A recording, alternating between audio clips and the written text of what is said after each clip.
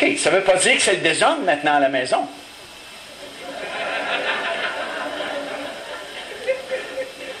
Le mari est la source de ce foyer-là. Et il est responsable devant Dieu, savez-vous de quoi? D'aimer son épouse. C'est plus question du boss, le chef qui dirige. Il est responsable d'aimer son épouse. Savez-vous comment? Comme Christ est la source de l'Église et aime son Église. Et parce qu'il l'aime, il va prendre soin d'elle. Il va la nourrir. Le rôle du mari, c'est de pourvoir aux besoins de sa famille, son épouse, ses enfants, son foyer. Avant de s'acheter des balles de golf pour aller jouer au golf, il va acheter des souliers à ses enfants. Avant de s'acheter une cravate nouvelle, il va checker, voir si ses enfants n'ont pas besoin plus que sa cravate nouvelle. C'est dans ce sens-là d'aimer, dans le sens de pourvoir, de protéger, de garder comme Christ aime son Église. Et lorsque on parle de soumission dans le contexte de femme à son mari, je n'ai pas lu nulle part qu'elle doit être soumise à l'autorité de son mari, mais on comprend ici dans le contexte de ce chapitre-là que le Seigneur demande à l'épouse d'être soumise à l'amour de son mari. Ce qui est bien différent. Et Dieu a créé l'homme et la femme pour que ça fonctionne tellement bien ensemble si on marche selon les principes bibliques. Et si vous, les maris, vous aimez vos femmes comme Éphésiens chapitre 22 jusqu'à 27 vous le demande, au point de pourvoir pour elles, de faire attention à elles et à votre famille, d'être délicat pour elles, de penser à elles, d'être la source de votre foyer, votre épouse, messieurs, va se faire une joie d'être soumise à votre amour. Si vous essayez d'être le boss à la maison parce que, malheureusement, Louis II a choisi le mot « chef », et on aime tellement ça, le chef, puis t'es le boss à la maison, habituellement, la femme va se rebeller contre ce genre d'autorité-là. Parce qu'il n'est pas de Dieu, ce genre d'autorité-là. Le Seigneur demande à l'épouse de soumettre à l'amour de son mari. Et là, ça va bien fonctionner. Là, l'homme devient en charge de son foyer vraiment, pas en dirigeant comme un chef autoritaire, mais il devient chef de son foyer par l'amour.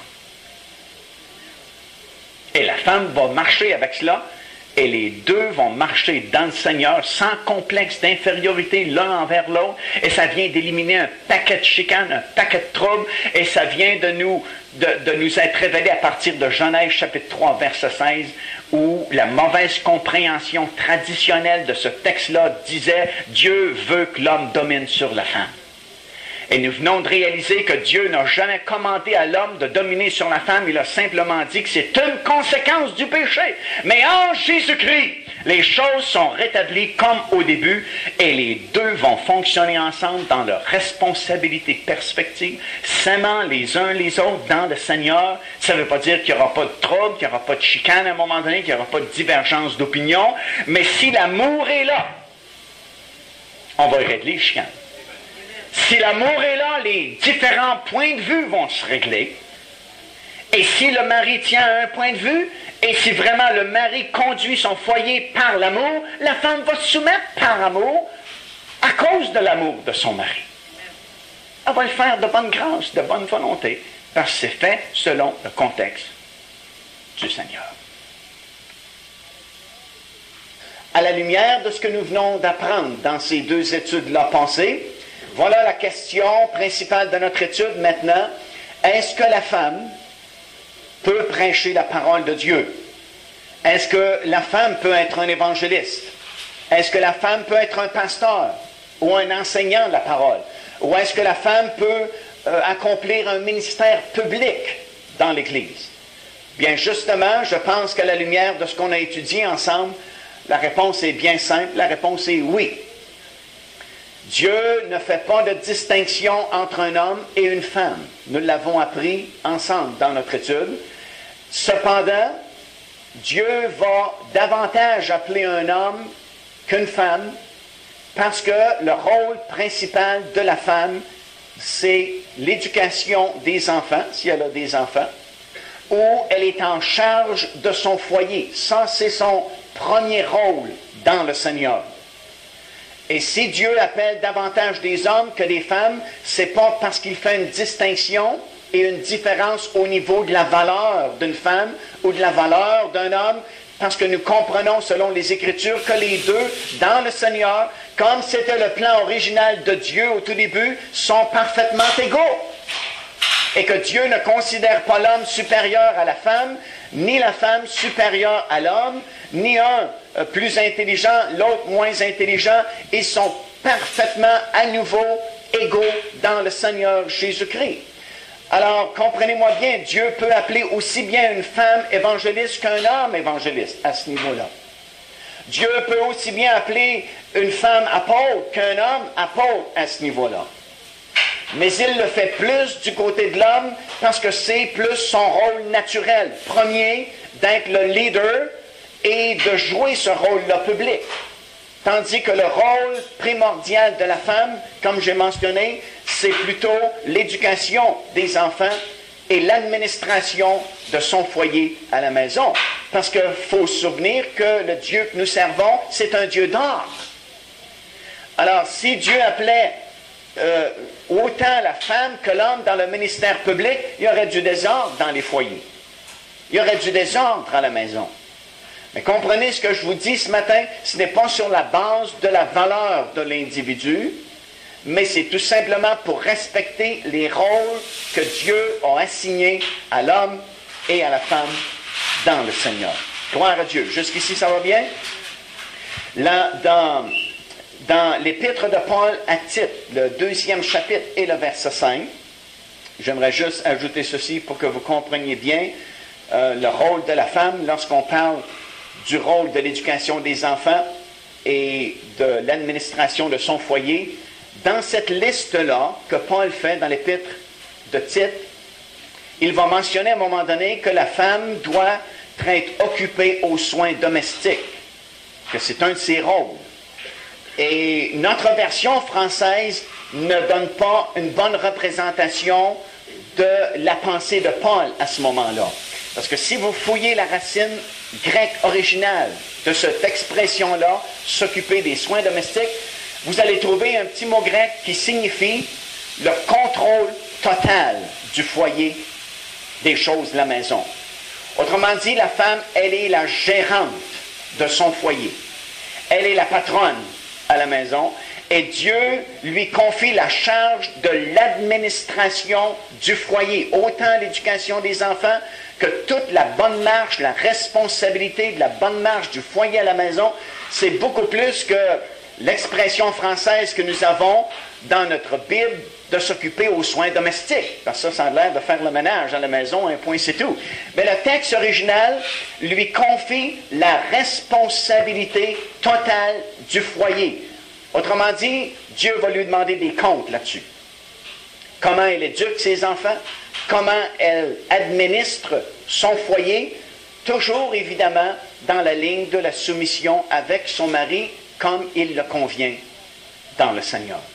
Alors, notre réponse, est-ce que la femme peut prêcher publiquement? La réponse est définitivement oui. Et nous avons plusieurs exemples dans la parole de Dieu, de femmes qui ont prêché la parole du Seigneur, de femmes qui ont tenu des ministères et des offices extrêmement importants, autant dans l'Ancien Testament que dans le Nouveau Testament. Laissez-moi rapidement vous en donner une liste.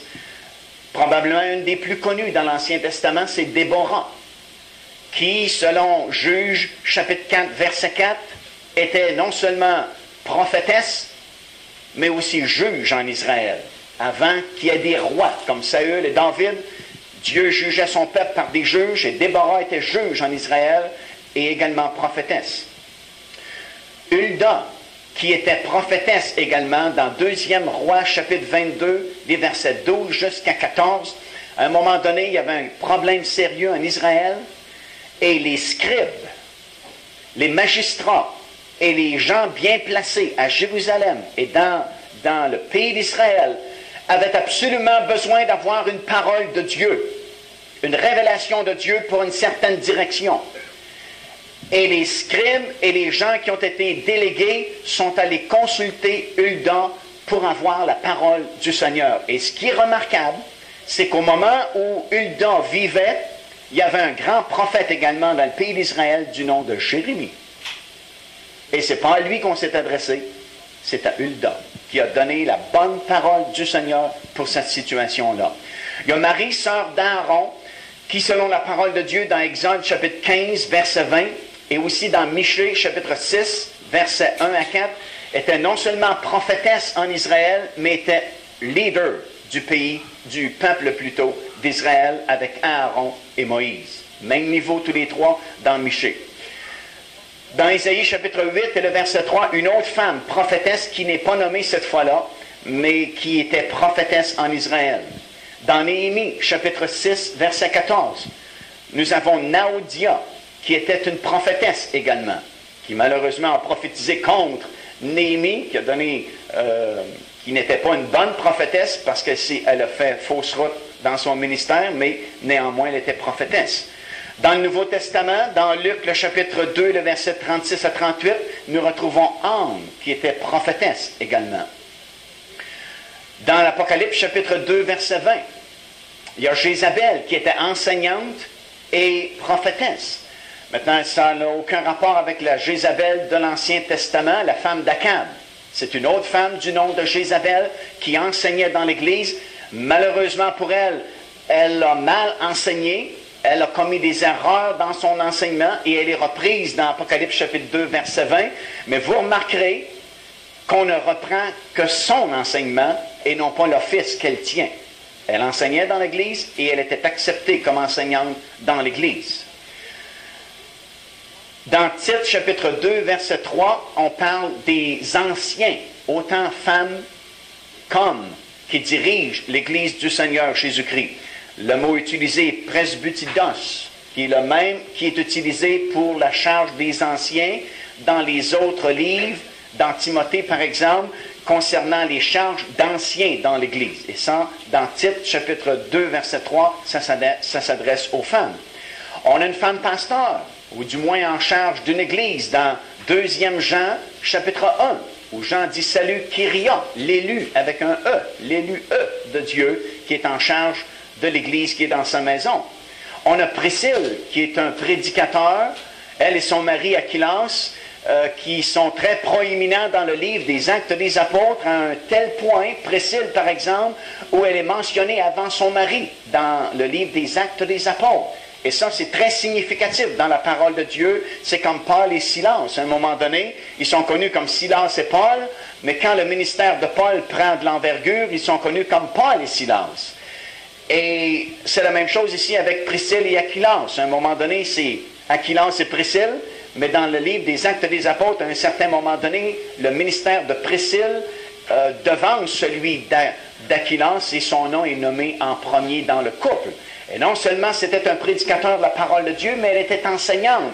Elle s'est même permise avec son mari de reprendre Apollos. Si vous vous souvenez, dans le livre des Actes des Apôtres, c'est dans le chapitre 18, les versets 2, verset 18 et verset 26. Il y a Phobé dans Romains chapitre 16 et le verset 1 qui était diaconesse dans l'église de Rome. Et le texte original dit elle était le leader de plusieurs personnes. Il y a Junias qui était un apôtre dans Romains chapitre 16 et le verset 7. On dit que ce nom-là est un nom féminin. Il y a 2 sœurs qui ont des drôles de noms, Tryphine et Tryphone. Pauvres autres. Peut-être que c'était des beaux noms marqués à l'époque. Qui étaient, selon Romains chapitre 16, verset 12, ouvrières dans le Seigneur. Et la même chose dans ce chapitre-là, nous lisons au sujet de Perside, qui était une ouvrière dans le Seigneur. Il y a Lydie, qui est devenue le leader de l'Assemblée dans sa maison à Thyatire. On lit ça dans le livre des Actes des Apôtres, chapitre 16, verset 13, verset 15 et le verset 40. Et dans le livre des Psaumes, si vous avez votre Bible, tournez rapidement au chapitre 68. Et vous allez être surpris d'apprendre ce qui est écrit au verset 12. Psaume 68, 12, ça dit « Le Seigneur dit une parole et les messagères de bonnes nouvelles sont une grande armée. » Alors, si on défend la femme de prêcher la parole de Dieu, il faudrait enlever Psaume 78, 12, parce que ça parle des messagères qui vont prêcher la bonne parole du Seigneur. Gloire à Dieu. Alors, tout ça pour vous dire qu'il y a plusieurs précédents. Ça, c'est juste une liste partielle. Vous pourrez fouiller pour vous-même dans la parole du Seigneur. Ce sont des précédents autant dans l'Ancien Testament que dans le Nouveau Testament, là où Dieu a appelé des femmes comme ministère public. Évidemment, nous avons également des exemples contemporaines aujourd'hui de grands ministères, de femmes qui sont soit évangélistes ou apôtres dans différents pays du monde. Vous avez plusieurs biographies de grandes dames de Dieu qui ont prêché la parole du Seigneur avec l'autorité du nom de Jésus et ont eu beaucoup de résultats à gagner des âmes pour le Seigneur et à enseigner le peuple de Dieu.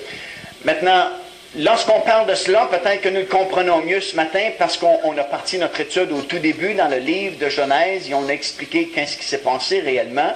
Mais habituellement, il y a deux objections majeures que nous voulons considérer ce matin avant de terminer cette étude au sujet de la femme. Et c'est très émotionnel, ce sujet-là. Comme je vous ai mentionné au début de l'étude, j'ai déjà eu des gens venir dans mon bureau et claquer la porte en sortant parce qu'ils étaient choqués littéralement de nous entendre parler du droit que la femme avait de prêcher la parole de Dieu. Et les deux objections qui reviennent continuellement, c'est les deux textes que nous avons mentionnés au début de notre étude que nous voulons examiner rapidement ce matin. Premièrement, dans 1 Corinthiens, et ce sont les deux seuls habituellement que les gens vont invoquer, à part de la tradition, bien sûr. Le premier, 1 Corinthiens, chapitre 14, nous allons le lire encore une fois. Ça dit au fin du verset 33, « Comme dans toutes les églises des saints, que les femmes se taisent dans les assemblées, car il ne leur est pas permis d'y parler, mais qu'elles soient soumises selon que le dit aussi la loi. Si elles veulent s'instruire sur quelque chose, qu'elles interrogent leur mari à la maison, car il est malséant à une femme de parler dans l'Église. Est-ce de chez vous que la parole de Dieu est sortie, ou est-ce à vous seul qu'elle est parvenue? » OK. Si on prend ça à la lettre, on a des sérieux problèmes. Parce que la femme n'a plus le droit de parler du tout dans l'Assemblée si on prend ce texte-là à la lettre. Et si la femme n'a plus le droit de parler du tout dans l'Assemblée, là on va avoir des problèmes avec d'autres versets bibliques comme 1 Corinthiens chapitre 11 verset 5 qui autorise la femme de prier, de prophétiser dans l'Église, dans l'Assemblée. Même chose dans 1 Corinthiens chapitre 14 versets 26 et 31. Également dans Joël, l'Ancien Testament, la promesse qui est faite dans les derniers jours, dit Dieu, je répandrai mon esprit sur toute chair, vos fils et vos filles prophétiseront. Maintenant, pour prophétiser, il faut parler. On a entendu deux messages ce matin, deux prophéties, et si on les a entendues, c'est parce que les gens ont parlé. Alors, si 1 Corinthiens chapitre 14 veut dire que la femme n'a pas le droit de parler du tout dans l'Assemblée, elle ne peut pas prophétiser. Et c'est contre ce qu'on vient de lire ou mentionner dans ces versets-là. D'un autre côté, c'est écrit dans le verset 34, « Mais qu'elle soit soumise selon que le dit aussi la loi. » Comme s'il y avait une loi qui interdisait les femmes de parler dans l'Assemblée et qu'elles soient soumises à un point de ne pas dire un mot dans l'Assemblée. Et comme on a déjà mentionné, on a un autre problème avec ça. Parce que si vous fouillez toute la loi de Moïse, l'Ancien Testament que vous avez, il n'y a aucune loi qui dit ça. Alors on a un sérieux problème. De toute façon, même si c'était écrit dans la loi de Moïse, on aurait un autre problème parce que le même apôtre Paul va défendre farouchement à l'Église de retomber sous la loi. Il s'est donné la peine d'écrire à toutes les églises. Il a lutté contre les Juifs qui venaient semer du trouble justement dans les églises, leur disant qu'il faut un peu être sous la loi de Moïse, même si vous avez la grâce du Seigneur Jésus-Christ. Alors, même si c'était écrit dans la loi, on aurait un autre problème avec ce texte-là, parce que Paul dit Christ est la fin de la loi. Alors, il ne peut pas revenir avec la loi et imposer une loi à l'Église du Seigneur Jésus-Christ tout de suite après avoir prêché que l'Église est affranchie de la loi. On a un autre problème, si on prend ça mot à mot également. Comment est-ce que les veuves, comme j'ai mentionné déjà, les femmes non mariées ou celles dont les maris ne suivent pas le Seigneur, peuvent-elles obéir au verset 36?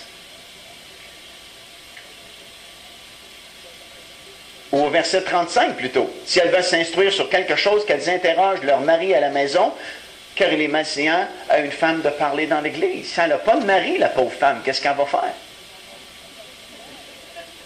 Ou si son mari ne suit pas le Seigneur, est-ce qu'elle va lui dire, veux-tu m'expliquer ce qui a été prêché un matin? Il va l'envoyer promener avec sa question, parce qu'il ne croit pas à ces choses-là. Au verset 35, il y a une autre chose que nous devons remarquer. Il y a une réprimande sévère que Paul fait. Il dit, est-ce de chez vous que la parole de Dieu est sortie, ou est-ce à vous seul qu'elle est parvenue? Ça dit en original, questionnez-vous mes instructions? Pensez-vous que c'est vous seul qui avez toute la vérité? Questionnez-vous mes instructions? Ça veut dire que Paul vient de donner certaines instructions. Et il dit à certaines personnes dans l'église de Corinthe, est-ce que vous questionnez ce que je suis en train d'enseigner? Pensez-vous que la parole de Dieu elle est sortie juste de vous autres? Autrement dit, pensez-vous que vous êtes exclusif dans la vérité?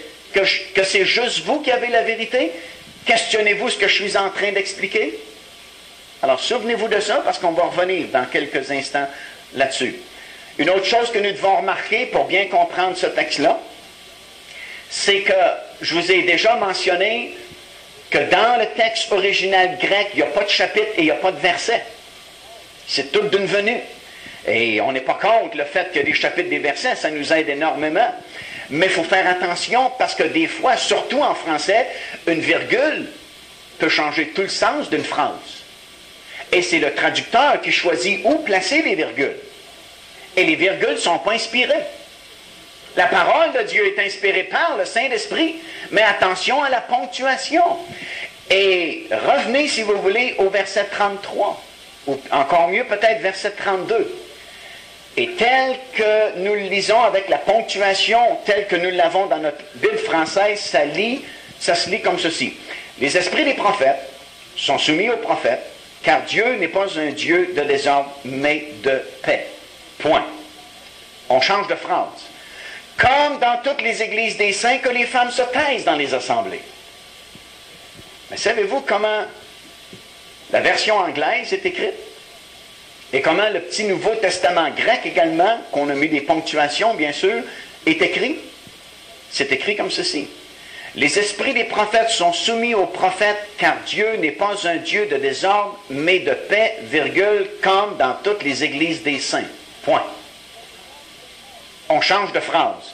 Que les femmes se taisent dans les églises ou les assemblées. Venez-vous de saisir quelque chose? Ça change tout le sens de ce texte-là. Parce que, comme je viens de le lire, ça veut dire que les esprits des prophètes sont soumis aux prophètes, car Dieu n'est pas un Dieu de désordre, mais de paix, comme il est un Dieu de paix et non de désordre dans toutes les églises des saints. Point. Puis là, on change de phrase. Que les femmes se taisent dans l'église. Alors, ça a beaucoup moins de poids que de lire, comme dans toutes les églises des saints, que les femmes se taisent dans l'église. Parce que comme toutes les églises des saints ne marchent pas avec cette déclaration-là ici au sujet des femmes, mais fonctionnent sur le fait que Dieu n'est pas un Dieu de désordre, mais un Dieu d'ordre, comme il est un Dieu d'ordre dans toutes les églises des saints. OK? Maintenant, une dernière chose que nous devons remarquer, c'est ceci. À partir du 7e chapitre, Paul, et probablement presque à la fin de la première lettre aux Corinthiens, il répond à des questions que les Corinthiens lui ont posées. Et ce n'était pas juste des questions innocentes, mais c'était un peu des questions biaisées, plus des prises de position qui avaient été décidées dans l'Assemblée de Corinthe, et ils voulaient plus ou moins par leur lettre convaincre Paul de leur façon de voir. Et à partir du premier verset, il dit, pour ce qui concerne les choses dont vous m'avez écrit. Alors, il y a une lettre qui est partie de Corinthe, adressée à Paul, et les Corinthiens ont dit, voilà, on pense telle chose sur tel sujet, qu'est-ce que tu en penses, toi, Paul? Et à partir du 7e chapitre, comme c'est écrit, Paul va donner, lui, les instructions du Seigneur concernant le mariage, par exemple, Concernant au chapitre 8 les viandes sacrifiées aux idoles. Concernant au chapitre 10 et 11 la tenue des femmes dans les assemblées. Chapitre 12 concernant les dons spirituels et leur opération dans l'assemblée. Alors souvenez-vous qu'on part toujours de l'expression du 7e chapitre en ce qui concerne les choses que vous m'avez demandées. Alors on a posé toutes ces questions-là à Paul, parce qu'il y avait du désordre au sujet des dons spirituels dans l'assemblée de Corinthe, vous vous en souvenez? Et on a questionné Paul là-dessus. On avait même pris des prises de position concernant l'opération des dons spirituels. Et Paul va leur répondre ce que dit exactement le Seigneur sur tous ces thèmes-là. Et au chapitre 14, c'est dans la même ligne de pensée. Paul répond à des questions qui ont été posées par les Corinthiens ou à des prises de position déjà réglées dans l'Église de Corinthe, et on voulait plus ou moins que Paul soit d'accord avec cela. OK, alors il faut tout prendre ça en considération maintenant et revenir à notre texte qu'on est en train d'essayer de comprendre dans Corinthiens chapitre 14, que les femmes se taisent dans les assemblées, car il ne leur est pas permis d'y parler, mais qu'elles soient soumises selon ce que dit aussi la loi. C'est bien sûr que le mot-clé dans ce texte-là, c'est le mot loi. Parce que la base de l'argumentation au sujet du silence des femmes dans l'assemblée repose sur ça, comme il leur est dit aussi dans la loi. Puisque nous venons de comprendre qu'il ne s'agit pas de la loi de Moïse, parce qu'il n'y a rien dans la loi de Moïse qui parle de ça, de quelle loi s'agit-il? Est-ce qu'il y a une autre loi que celle de Moïse? Eh bien oui, il y en a une autre sorte de loi qui s'appelle aujourd'hui encore le Talmud. Et le Talmud, c'est la loi orale des Juifs. D'où est-ce qu'elle a pris sa naissance, cette loi-là? Bien, vous vous souvenez qu'à un certain moment donné, il y a eu la déportation des Juifs à Babylone et en Syrie. La majeure partie des Juifs ont été déportés à Babylone. Et à Babylone, les Juifs ont perdu leur langue maternelle, l'hébreu. Et on a appris le chaldéen à Babylone. Et à un certain moment donné, la connaissance de l'hébreu était totalement disparue. Et à ce moment-là, les Juifs étaient dans une drôle de situation parce qu'ils n'étaient même plus capables d'étudier la loi de Moïse, qui est écrite en hébreu. Et c'est là qu'on a commencé, lorsqu'on a voulu retourner au Seigneur, il y a un mouvement de réveil qui a commencé à se faire à Babylone avant que Néhémie et Esdras ne reviennent bâtir le temple et la ville de Jérusalem et que les Juifs ne reviennent en Palestine. Vous vous souvenez de tout ça? On a commencé à avoir un désir et un amour de nouveau de revenir à la parole de Dieu. Mais la majorité ne pouvait pas parce qu'ils ne comprenaient pas l'hébreu. C'est comme si je vous donnais une Bible en hébreu ce matin, vous ne connaissez rien de la loi de Dieu, puis je vous dis, tiens, étudie ça. Vous allez avoir des problèmes.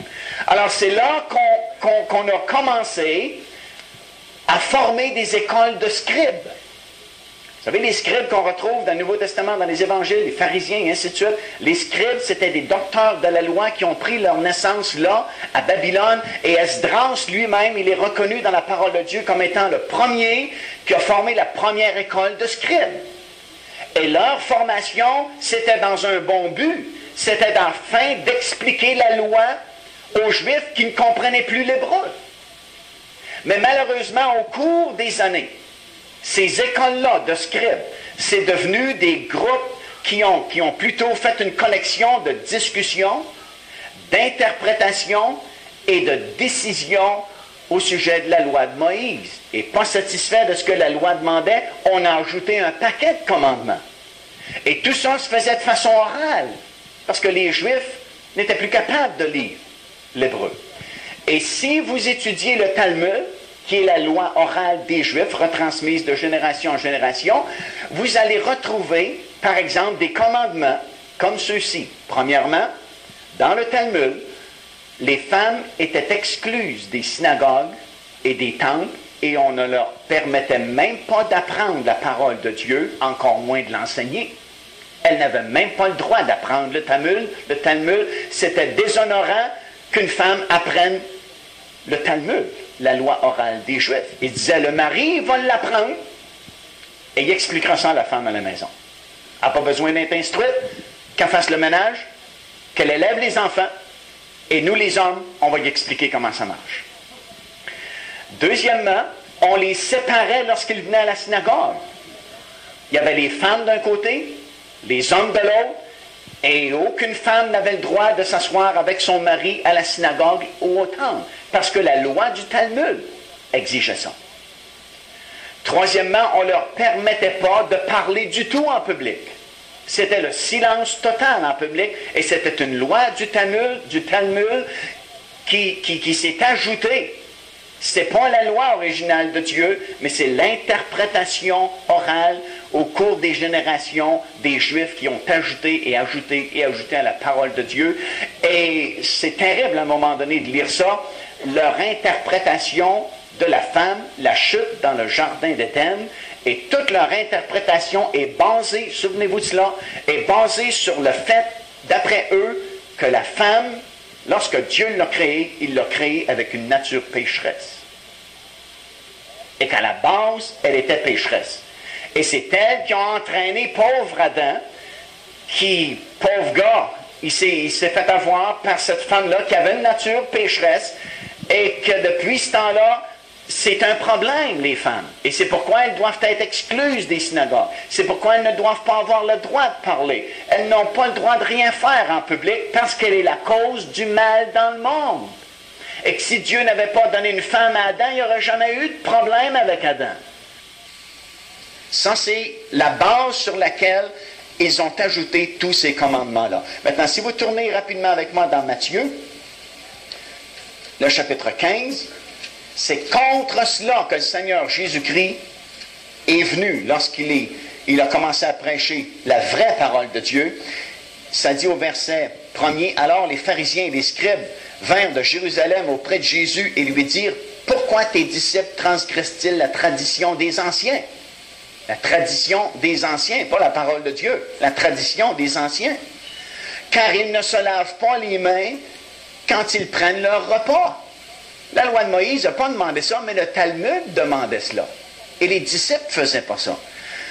Alors il leur répondit, « Et vous, pourquoi transgressez-vous le commandement de Dieu au profit de votre tradition? Car Dieu a dit telle chose et telle chose. » Verset 6, « Vous annulez ainsi la parole de Dieu au profit de votre tradition. » Hypocrite! Ésaïe a bien prophétisé sur vous quand il a dit, « Ce peuple m'honore des lèvres, mais son cœur est éloigné de moi. » C'est en vain qu'il m'honore en enseignant, regardez bien, des préceptes qui sont des commandements d'hommes et non les commandements de Dieu. Tournez maintenant dans l'Évangile de Marc, chapitre 7.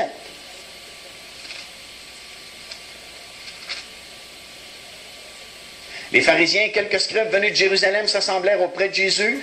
Ils vinrent quelques-uns des disciples prendre le repas avec des mains impures, c'est-à-dire non lavées. Or, les pharisiens et tous les Juifs ne mangent pas sans être lavés soigneusement les mains, conformément au Talmud, à la tradition des anciens. Et quand ils reviennent de la place publique, ils ne mangent qu'après s'être purifiés. Ils ont encore beaucoup d'autres observances traditionnelles, comme le lavage des coupes, des cruches, des vases d'airain. Et les pharisiens et les scribes lui demandèrent, « Pourquoi tes disciples ne suivent-ils pas la tradition des anciens, mais prennent-ils leur repas avec des mains impures? » Jésus leur répondit, « Hypocrite, Ésaïe a bien prophétisé sur vous, ainsi qu'il est écrit, « Ce peuple m'honore des lèvres, mais son cœur est éloigné de moi. C'est en vain qu'il m'honore en donnant des préceptes qui sont des commandements d'hommes. Vous abandonnez le commandement de Dieu, et vous observez la tradition des hommes. » Il leur dit encore, « Vous anéantissez fort bien le commandement de Dieu pour garder votre tradition.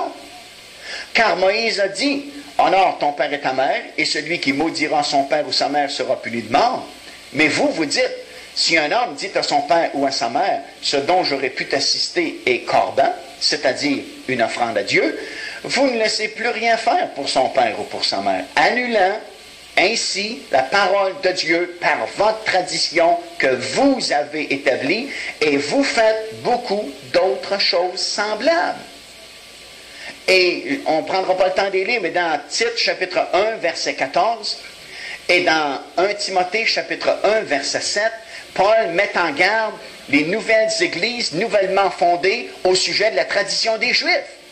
Et il dit, ce sont des fables juifs habilement conçues.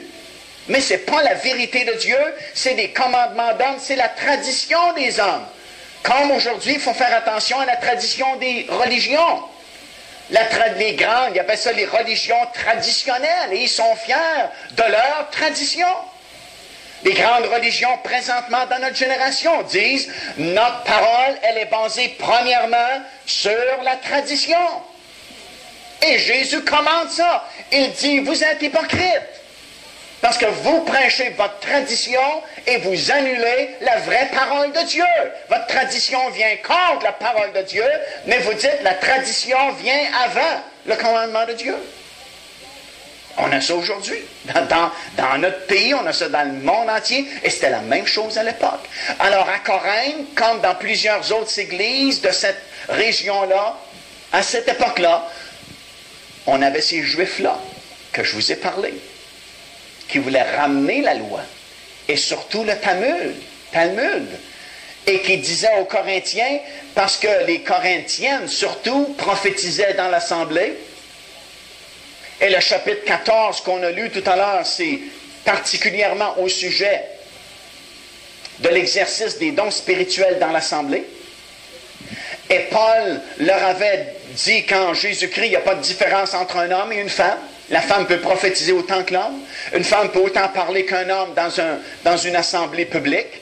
Et dans le chapitre 14, il explique ce droit-là, autant à l'homme et à la femme. Mais les Juifs, certains Juifs, judaïques, de Corinthe, ont dit, wow, les femmes n'ont pas le droit de parler dans l'assemblée. Ils n'ont pas le droit de dire un mot en public. Ils ne peuvent pas prophétiser. Ils ne peuvent pas parler publiquement dans l'assemblée parce que la loi le dit. Quelle loi? Les fables juives habilement conçues, comme dit Paul à Timothée, la tradition juive, la loi du Talmud. Alors, si on revient à notre texte qu'on est en train d'étudier, ce n'est pas l'apôtre Paul qui dit « Je ne veux pas que les femmes prophétisent dans l'assemblée ou parlent dans l'assemblée », mais le verset 34, parce qu'il commence avec « que les femmes », plutôt que comme dans toutes les églises des saints, comme je mentionnais tout à l'heure. Alors, le verset 34 et 35, c'est une déclaration de ce groupe de Juifs-là qui disait que les femmes se taisent dans l'assemblée parce qu'il ne leur est pas permis d'y parler, comme le dit aussi la loi. Et Paul reprend leur objection, puis il leur dit, wow, écoutez, au verset 36, questionnez-vous mes instructions? Je viens de donner mes instructions que la femme peut prophétiser, elle peut prier, elle peut donc parler dans l'assemblée. Et au verset 34 plutôt, il donne l'objection qui est courante dans l'église de Corinthe, de ces Juifs-là, qui disent que les femmes se taisent parce qu'il ne leur est pas permis, selon aussi que le dit la loi. Paul dit, vous dites ça, questionnez-vous ce que je suis en train de vous enseigner. Est-ce que c'est de chez vous que la parole de Dieu est sortie? Non, elle n'est pas sortie de chez vous, parce que de chez vous, ce sont des commandements d'hommes. Alors, plutôt qu'une défense, une interdiction que l'apôtre met sur les femmes à Corinthe, il vient rectifier la situation qui prévaut dans l'église de Corinthe à cause de ces Juifs-là, qui veulent leur imposer le Talmud ou des commandements d'hommes, des fables juives. C'est donc un texte de libération plutôt qu'un texte de restriction lorsqu'on le comprend comme il faut à la lumière de la parole de Dieu. Amen. OK, alors s'il y a des gens qui vous posent des questions sur ce texte-là, vous avez tout pris ça en note, les versets? Oui? Non? Il y a des cassettes qui sont faites. C'est pour ça qu'on fait des cassettes. Deuxième objection rapidement, parce que le temps passe et passe et passe tellement vite. 1 Timothée, chapitre 2.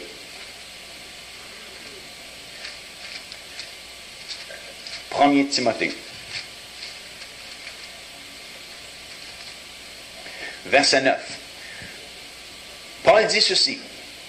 Je veux aussi que les femmes vêtues d'une manière décente, avec pudeur et modestie, se parent ni de tresses, ni d'or, ni de perles, ni d'habits somptueux, mais qu'elles se parent de bonnes œuvres comme il convient à des femmes qui font profession de servir Dieu. Que la femme écoute l'instruction en silence, avec une entière soumission.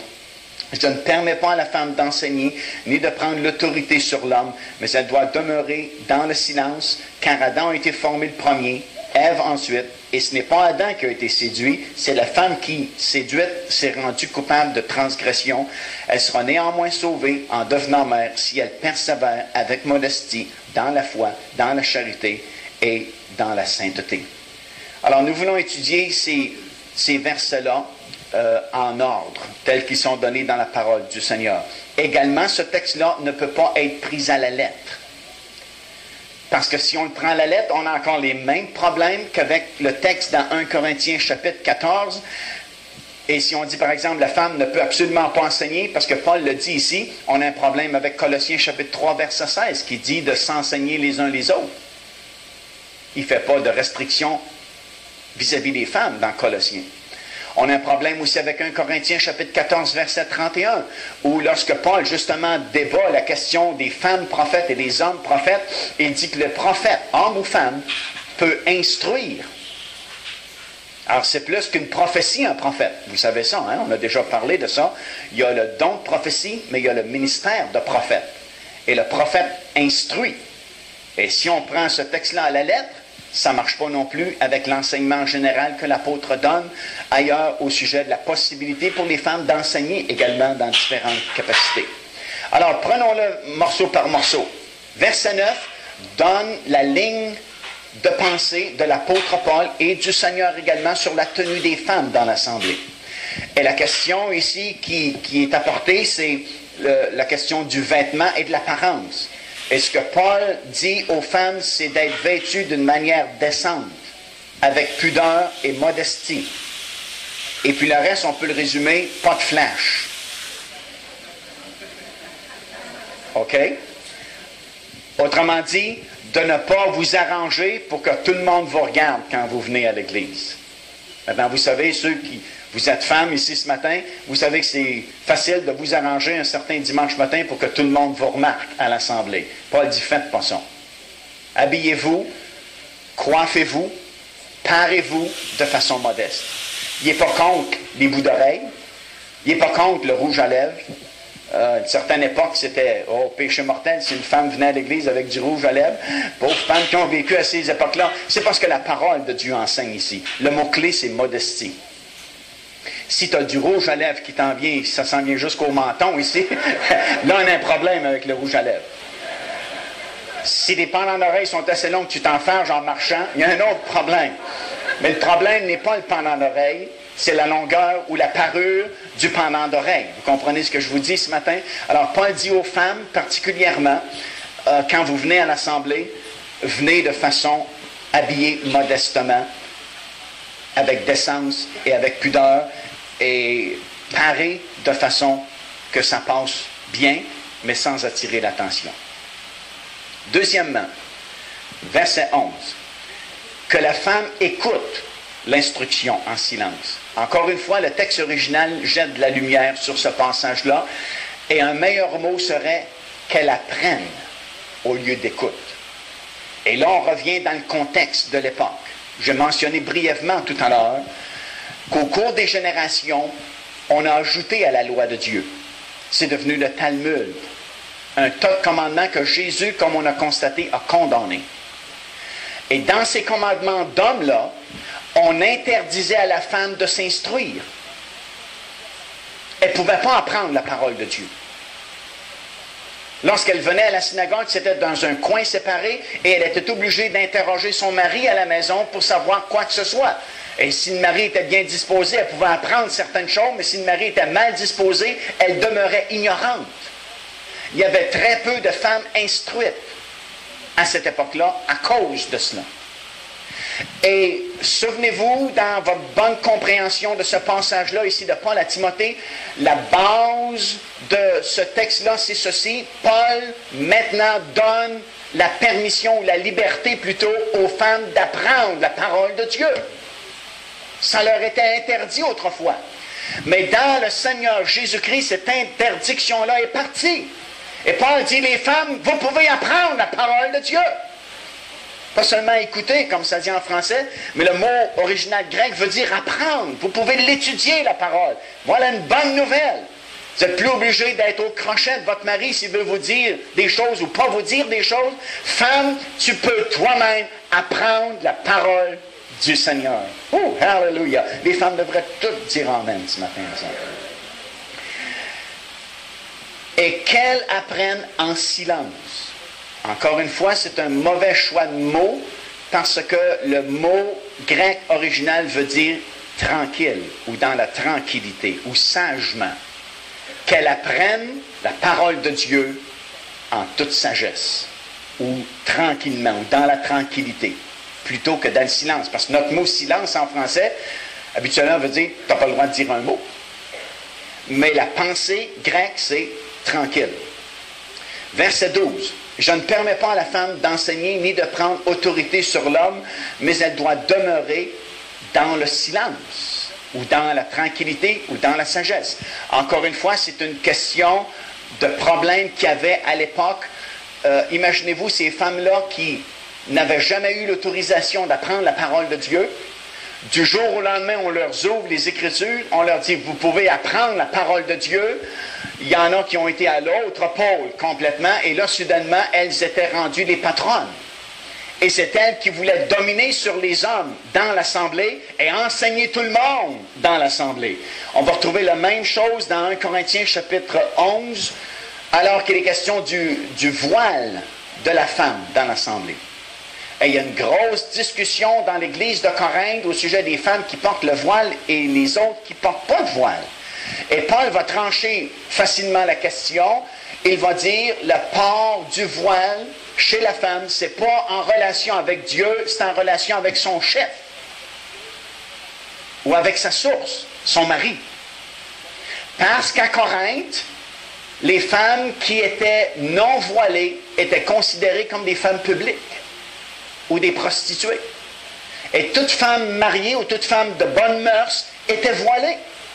Et les Corinthiennes, sous prétexte que maintenant ils étaient dans le Seigneur Jésus-Christ et qu'ils étaient libres de toutes les coutumes du monde, voulaient se débarrasser du voile dans l'Église. Et Paul dit, faites pas ça. Parce que si vous faites ça, l'Église va passer pour une drôle d'Église ici. Et ça va déshonorer ton chef, ton mari à la maison. Parce que tu vas passer pour une femme de mœurs légères. Tandis que tu es une chrétienne maintenant et ta vie a changé et ta vie est sainte et pure dans le Seigneur.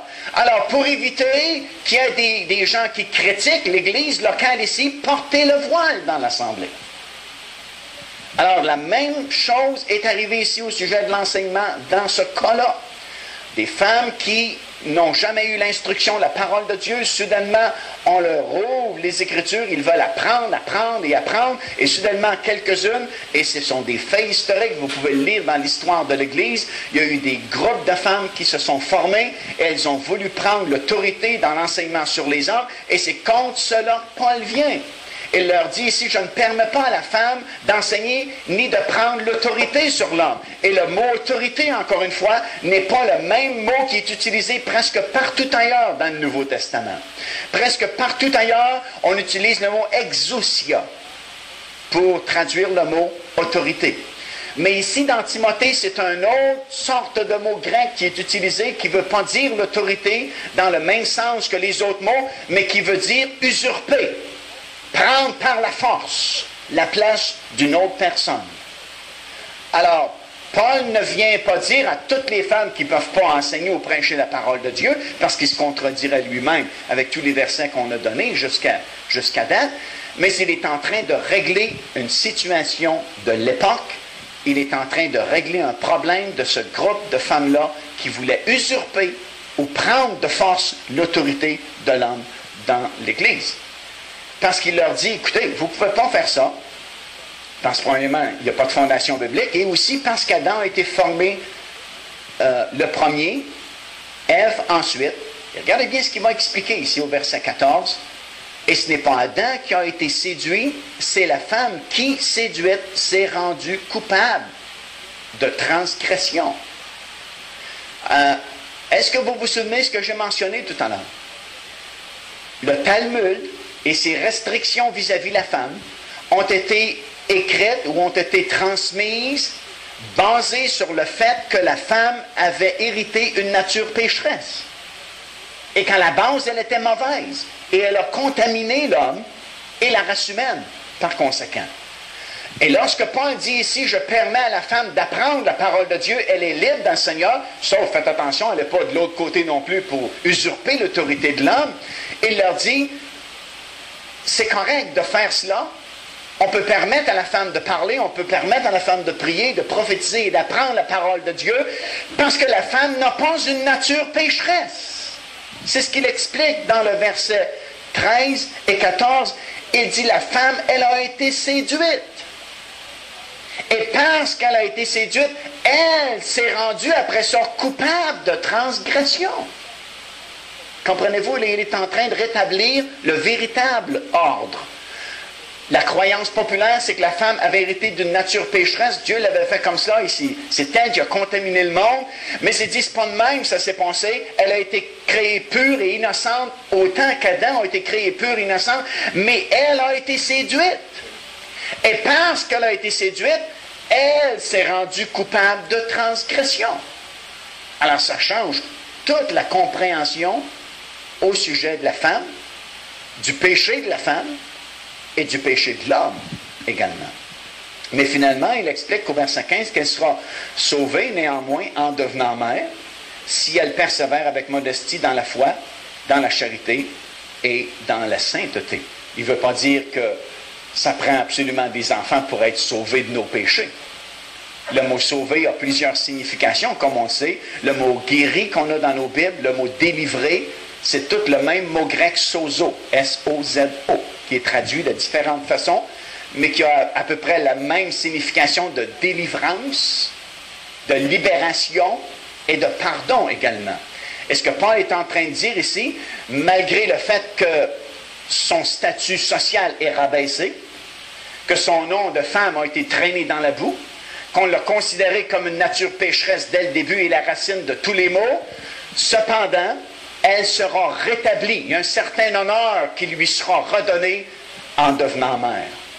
Parce que le monde va respecter la naissance d'un enfant. Va respecter le fait que c'est une femme qui donne naissance à un être humain. Et Paul aussi, dans Corinthiens, va rétablir l'équilibre entre les deux, disant que l'homme sans la femme ne peut pas exister et la femme sans l'homme non plus. C'est la femme qui met les bébés au monde et c'est un équilibre que Paul ramène entre les deux positions. Et ici, il dit néanmoins, elle sera rehaussée, la femme, dans son statut social, dans son acceptation sociale, en devenant mère. Son nom de femme va être rehaussé. Alors, dans ces deux objections-là, à première vue, c'est bien sûr, ça semble des interdictions, mais si nous fouillons le contexte biblique et nous apprenons qu'est-ce qui est écrit vraiment dans les Écritures, nous réalisons que bien loin d'être une restriction, c'est une libération pour la femme que d'être sauvée, que d'être venue à la connaissance du Seigneur Jésus-Christ. Et ça veut dire que chacune d'entre vous ici ce matin, qui êtes sauvés, vous êtes un membre à part entière du corps de Christ. Vous n'êtes pas moindre que l'homme dans le Seigneur Jésus-Christ, parce que Paul, on le veut, dit, il n'y a plus ni homme ni femme dans le Seigneur Jésus-Christ, nous sommes tous un dans le Seigneur Jésus-Christ. Et vous pouvez vous épanouir dans le royaume de Dieu et apporter votre contribution qui est énorme. La majeure partie de l'éducation des enfants repose sur vos épaules. C'est les chrétiens de demain qui sont dans l'Église. Si vous n'administrez pas comme il faut votre foyer, la parole de Dieu dit dans Proverbes chapitre 31, la femme sage bâtit sa maison, l'insensé la renverse de ses propres mains. Ça veut dire qu'il y a une énorme responsabilité, comme Paul dit dans son épître à Tite, qu'elle s'occupe aux soins domestiques, mais c'est plus fort que ça dans le grec, elle est le gérant de son foyer. C'est elle qui a la charge de l'administration soumise au leader de la famille qui est le mari. Vous avez un rôle à jouer dans l'Église, et c'est pourquoi Paul est dans Pierre aussi, ça le répète encore. Faites attention comment vous vous conduisez, comment vous vous habillez, la parure que vous placez sur vous, parce que vous avez un rôle important à jouer dans le royaume de Dieu. Après tout, les premières messagères de la résurrection de Christ, ça a été des femmes. C'est les premières qui ont prêché la parole de Dieu. Ce sont les femmes qui se sont occupées d'aller ensevelir le Seigneur Jésus-Christ. Et si on faisait une étude approfondie sur tout le ministère des femmes du Nouveau Testament et de l'Ancien Testament, on aurait probablement pour des années ensemble à parler du travail que les femmes ont fait dans le Seigneur et dans l'Ancien Testament. Vous pouvez prêcher la parole de Dieu. Vous pouvez exercer les dons spirituels. Vous avez un bon jugement spirituel. Vous avez une logique et une sagesse que Dieu vous a donnée. Dieu vous a donné un cœur, des émotions qui vont vous aider à percevoir des choses que souvent les hommes ne percevront pas. L'homme a été créé justement parce qu'il devait remplir ce rôle de leader de la famille, à être un raisonneur plus froid, plus mathématique. Bien souvent, la première chose que les hommes vérifient lorsqu'ils viennent la première fois dans une église, ils vérifient les gens qui prennent l'offrande, d'où ils s'en vont. Ils veulent savoir qu'est-ce qu'ils font avec l'argent. Parce qu'il est habitué à penser des affaires, l'argent, son aide, la patente, ne peut pas se faire embarquer. La femme, bien souvent, lorsqu'elle vient pour la première fois, elle est saisie par le message. Et le message parle à son cœur. Et ses émotions dépassent son raisonnement. Et c'est pour ça, souvent, que les femmes acceptent plus facilement l'Évangile, le Seigneur Jésus-Christ, que les hommes. Et ça, c'est précieux dans un couple, lorsque la femme réalise son habilité, les talents que Dieu lui a donnés à elle, personnellement, cette sensibilité-là, cette perception-là, c'est précieux dans le Seigneur et ce sont des atouts que Dieu vous donne pour vous épanouir dans le royaume de Dieu. Alors, ne soyez pas intimidés, n'ayez pas de complexe d'infériorité. Dans le Seigneur Jésus-Christ, l'homme et la femme sont parfaitement égaux, mais avec des rôles différents et des responsabilités différentes. Et comme on a vu, il n'y a pas d'interdiction à parler en public ou à prêcher la parole de Dieu, mais plutôt c'est une libération que Paul apporte aux femmes, comme le Seigneur Jésus-Christ a libéré les femmes de l'esclavage et de l'oppression qu'il y avait il y a 2000 ans lorsqu'il est venu. Mais, comme on a dit également pour résumer notre enseignement, Dieu est logique aussi et c'est un Dieu d'ordre. Et s'il envoyait dans le champ missionnaire autant de femmes que d'hommes, et s'il envoyait et appelait autant de femmes pasteurs que d'hommes pasteurs, on aurait un désordre dans le foyer. Alors Dieu va appeler plus les hommes que les femmes, mais pas parce que l'homme a plus de valeur, simplement parce que nos rôles sont différents. Amen. Quel bonheur d'être dans le Seigneur Jésus-Christ. Amen. Êtes-vous pas heureuse d'être dans le Seigneur Jésus-Christ, libéré des traditions, libéré des tabous du monde et capable de vous épanouir dans le royaume du Seigneur. Et savez-vous, en terminant, c'est le seul endroit où vraiment vous allez pouvoir vous épanouir, autant l'homme que la femme, à la condition de ne pas, de nouveau, se faire mettre des jougs sur nos épaules par les traditions des hommes, la tradition des églises, la tradition des assemblées. Mais si nous marchons, comme toujours, nous devons marcher d'après ce qui est écrit dans ce livre-là ici. La parole de Dieu libère. Et vraiment, en terminant cette fois-là, laissez-moi vous dire ceci. Il y a un petit truc bien simple pour savoir si c'est la vérité qu'on vous dit ou si ce n'est pas la vérité. Le Seigneur Jésus lui-même a dit dans l'Évangile de Jean, « Vous connaîtrez la vérité, et la vérité vous affranchira, vous rendra libre. » Peu importe qui prêche la parole de Dieu, si on place un joug sur vos épaules, c'est plus la vérité. Parce que la vérité prise le joug. Le vrai message de la parole de Dieu libère. La tradition des hommes enchaîne et vous écrase, oui, à cause des fardeaux qu'on met sur vos épaules. Imaginez-vous les pauvres pharisiens et les scribes, il devait avoir des milliers et des milliers de petits commandements, comme on a lu tout à l'heure. Il faut que tu laves la coupe 3 fois, vire la bord 2 fois, lave tes mains ce bord-là, essuie-toi ce bord-là. Et si tu manques un, oh malheur! La liberté de la parole du Seigneur. Levons-nous ensemble en terminant ce matin.